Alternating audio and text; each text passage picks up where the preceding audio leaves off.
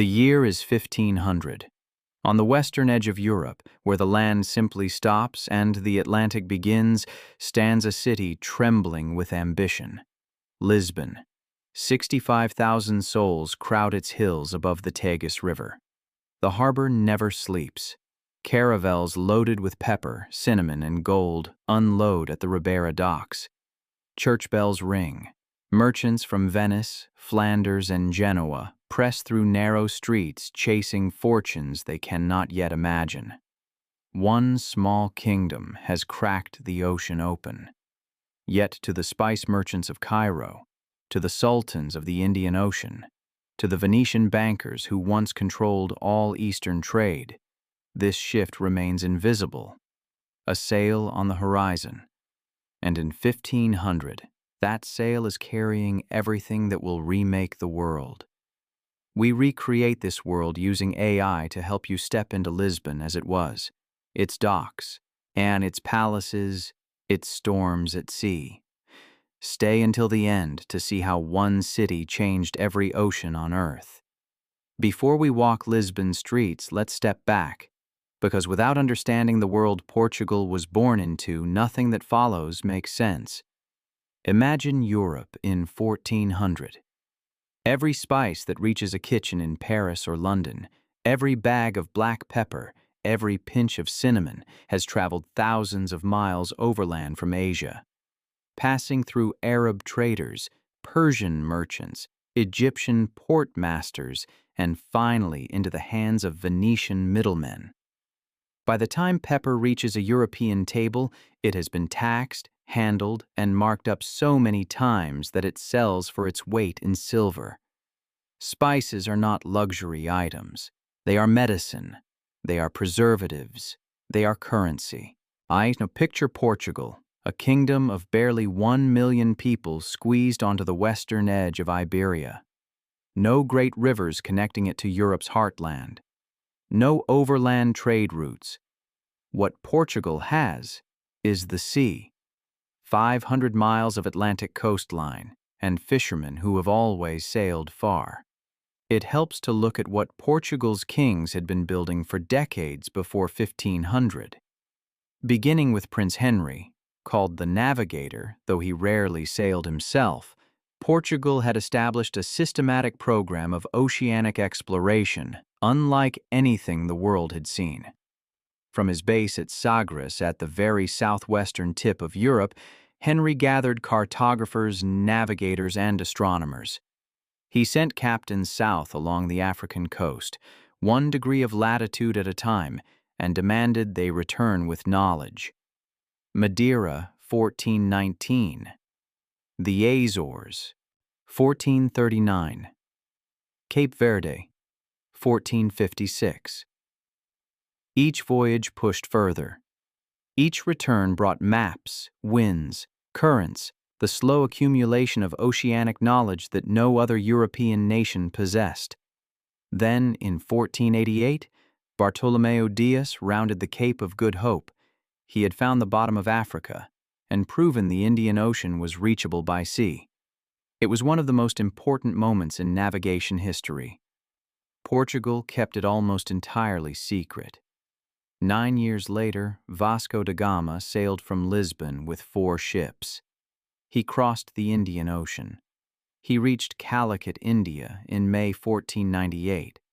He returned in September 1499, with spices worth 60 times the cost of his voyage. By 1500, Portugal knows exactly what it has unlocked.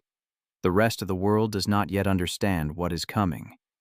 From here, let's step into Lisbon itself, the city at the center of this revolution. At this time, Lisbon spreads across 7 hills above the Tagus River.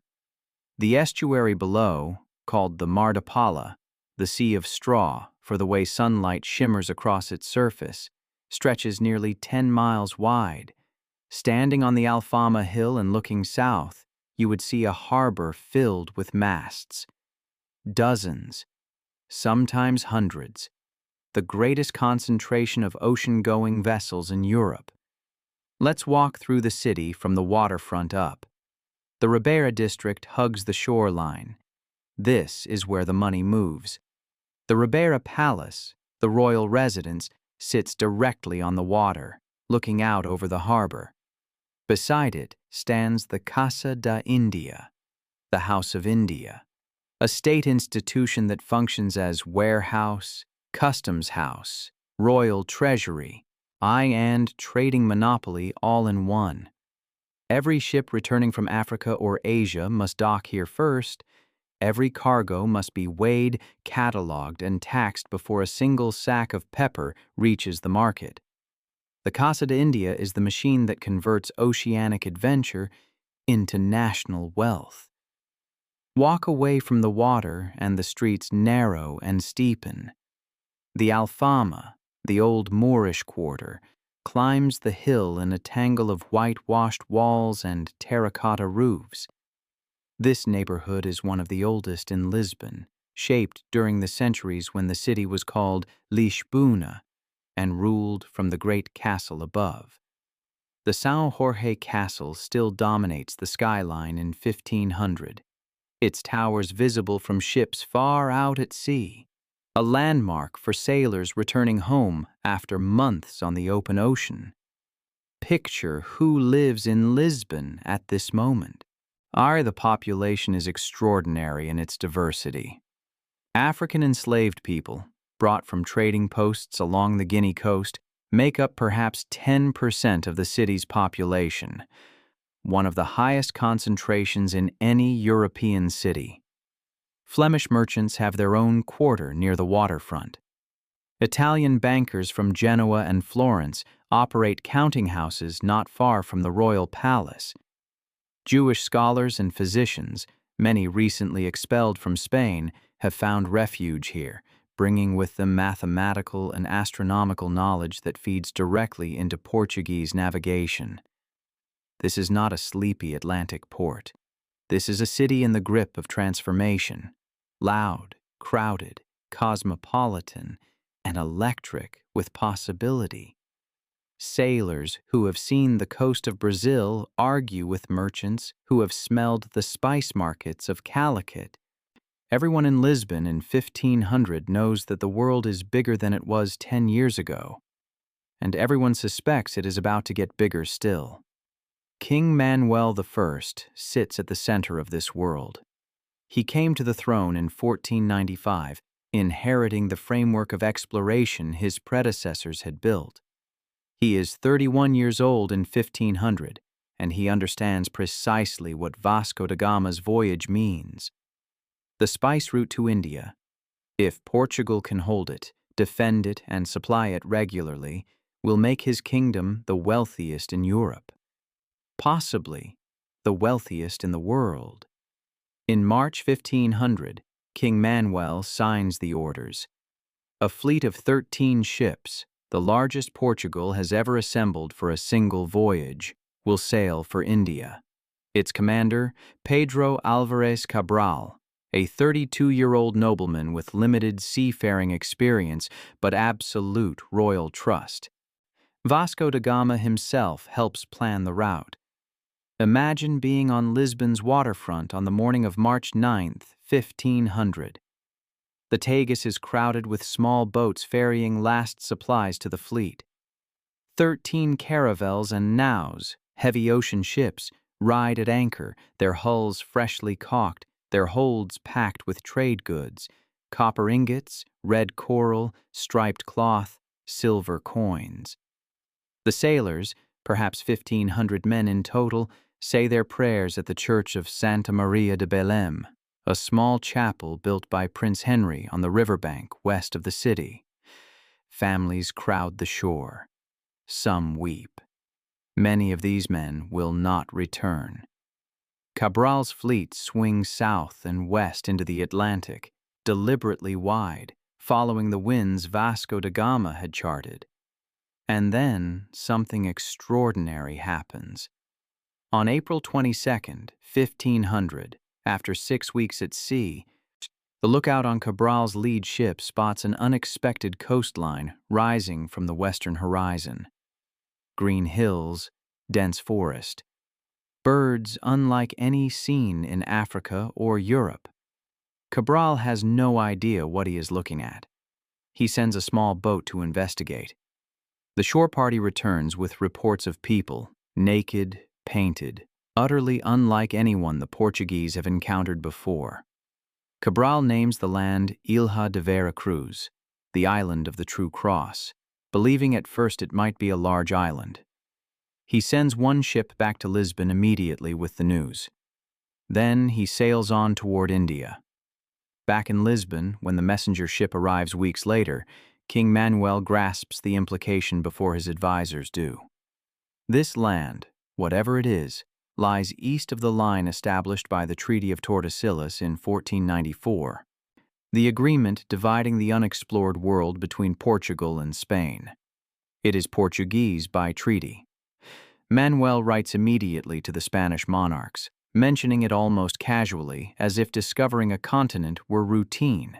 He is already thinking about India. Meanwhile, Cabral continues east. He rounds the Cape of Good Hope, losing 4 ships in a violent storm that kills Bartolomeo Diaz himself, the man who first rounded that cape 12 years earlier. The remaining fleet reaches the Indian port of Calicut in September 1500. Here, the situation turns violent. The Arab merchants who control Calicut's spice trade understand immediately what Portuguese regular access to India means. It means their monopoly ends. It means the centuries-old overland spice route, the source of their wealth, their power, their entire commercial world becomes worthless. They push the Zamorin of Calicut, the local ruler, to resist. Tensions build through weeks of difficult negotiation. Then, in December 1500, Arab merchants attack the Portuguese trading post in Calicut. 50 Portuguese are killed. Cabral responds with devastating force, bombarding the city with his fleet's cannons, burning Arab merchant ships in the harbor, and sailing south to the rival port of Cochin, where local rulers are eager to undercut Calicut's dominance. Cabral loads his surviving ships with spices, pepper, cinnamon, ginger, and sails for home. He arrives back in Lisbon in June 1501. The voyage has discovered Brazil, opened a second Indian trading port, demonstrated Portuguese naval superiority in Asian waters, and returned a cargo worth an enormous profit. It has also started a war for control of the Indian Ocean that will last for decades. King Manuel does not hesitate. He begins styling himself Lord of the Navigation, Conquest and Commerce of Ethiopia, Arabia, Persia, and India. He commissions the Manueline architectural style, a uniquely Portuguese fusion of Gothic stonework with maritime imagery, ropes carved in stone, armillary spheres, choral motifs to express a kingdom remade by the sea. Construction begins on the Torre de Belém and the Geronimos Monastery, both on the Tagus waterfront, both statements in stone of what Portugal believes itself to have become. By 1502, the transformation of Lisbon is visible in every corner of the city. What had once been a modest Atlantic port now becomes the clearinghouse for the world's most valuable goods. The pepper market at Ribeira operates with prices that dictate what merchants pay in Antwerp, in Venice, in Alexandria. Lisbon has effectively bypassed the entire Mediterranean trading system, the one that had enriched Venice and Genoa and the Arab merchants for 3 centuries, and replaced it with a direct oceanic line from Asia to the Atlantic. Venice feels it first. Venetian merchants, reporting back to the Senate, described the disaster in stark terms. Their spice trade through Egypt collapses. Ships that once brought pepper through Alexandria arrive half-empty. The Venetian Senate debates emergency measures, considers digging a canal through Egypt to compete. But there is no competing with a sea route that cuts thousands of miles and a dozen middlemen from the journey. In Lisbon itself, the wealth creates visible, immediate change. The Ribeira waterfront is rebuilt and expanded. New warehouses rise along the shore. The royal shipyards, the arsenal, scale up production. The population grows as traders, craftsmen, enslaved laborers, and adventurers pour into the city from across Europe and Africa. King Manuel I uses the spice revenues to fund something remarkable: a permanent armed Portuguese presence across the Indian Ocean.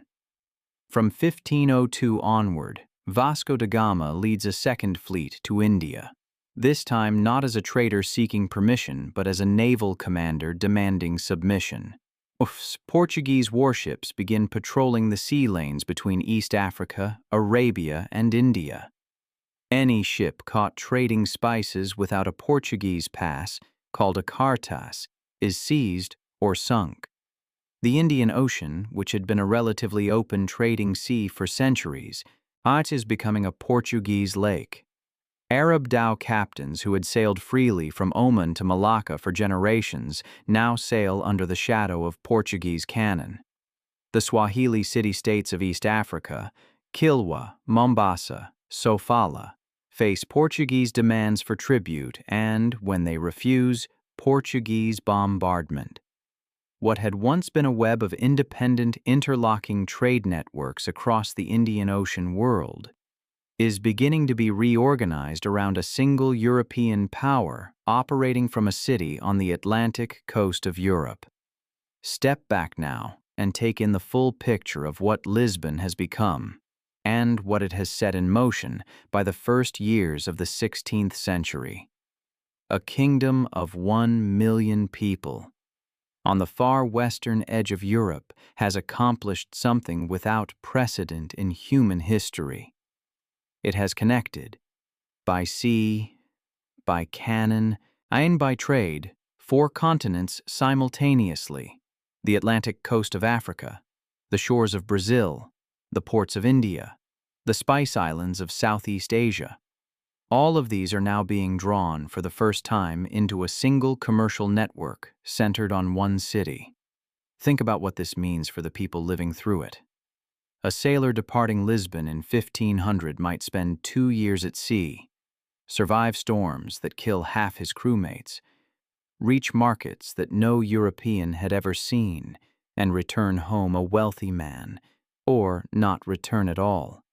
The risks are enormous. The rewards for those who survive are transformative. For the merchants of Lisbon's waterfront, the Flemish cloth traders, the Genoese bankers, the new Christian spice brokers, this decade represents an opportunity unlike anything their fathers could have imagined. Fortunes are being made in a single voyage that would have taken 3 generations to accumulate through ordinary commerce. And for the people on the other side of these voyages, the Zamorin of Calicut, the Sultan of Kilwa, the indigenous peoples of Brazil, the arrival of Portuguese ships signals something far more ambiguous. Trade, yes. New goods, new connections. But also cannon fire, forced tribute, and the beginning of a relationship defined by Portuguese naval power. By 1505, King Manuel will dispatch Francisco de Almeida as the first viceroy of Portuguese India, a permanent governor of a permanent empire. The Casa de India in Lisbon will process revenues from 3 continents.